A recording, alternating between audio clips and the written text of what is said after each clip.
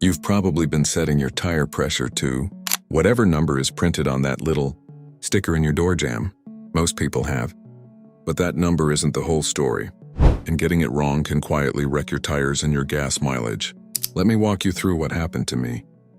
The tire disaster. I bought a set of premium all-season tires rated for 60,000 miles. I checked the pressure every month, kept it at exactly 32 PSI, the number on the door, sticker, and rotated the tires every 5,000 miles. By the book. At 18,000 miles, they were done. The outer edges were balled down to the wear bars. The center still had plenty of tread. A tire shop tech asked what pressure I was running. When I said 32 PSI like the door says, he just shook his head. What the door sticker actually means. Here's the part nobody tells you. That door sticker number isn't the optimal pressure, it's the minimum pressure engineers calculated to safely handle your car's maximum rated load, full seats, a loaded trunk, sustained highway speed.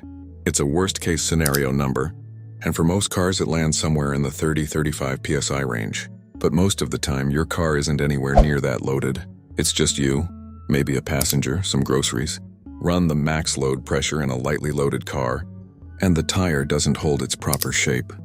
The center of the tread lifts slightly, the sidewalls flex more than they should, and the outer edges end up carrying the load and wearing out fast. That's exactly what killed my tires. So what pressure should you actually run? That depends on the tire, not the car. Every tire has a maximum pressure molded into the sidewall, something like max. Press 51 PSI, a good rule of thumb. Your optimal wear and efficiency pressure usually sits about 10-15% below that max. For most passenger tires, that works out to roughly 38-42 PSI. To be clear on terms, overinflated means exceeding the number on the tire's sidewall, not the door sticker. Running 40 PSI in a tire rated for 51 isn't overinflated, it's within spec and, for a lot of everyday driving, closer to ideal. What changed when I fixed it? On my replacement set, I bumped pressure from 32 to 40 PSI and tracked everything for 35,000 miles.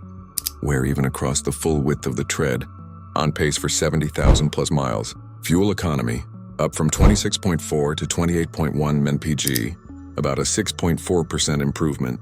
Annual savings, roughly $130 in fuel plus another $150 from extended tire life. Call it $280-300 a year. Handling, noticeably tighter turn-in and less body roll, with only a slightly firmer ride on rough pavement. A few reasons. Liability, it covers the worst case load. Ride comfort, softer pressure feels smoother on a test drive. And the reality that tires naturally lose about 1 PSI a month from normal air permeation. So manufacturers build in a buffer knowing most people rarely check. The door sticker is a safety floor, not a target. Your ideal pressure depends on your tires, actual rated maximum, and how you use the car. For most everyday driving, something in the high 30s to low 40s PSI, while staying under your tire's max rating, tends to mean better wear, better mileage, and better handling for a slightly firmer ride in exchange. And that's it for today's fix. If this video helped you out, drop a like and hit subscribe for more car care tips. Got questions or a car problem you want me to cover? Leave a comment below. Thanks for watching, and I'll catch you in the next one.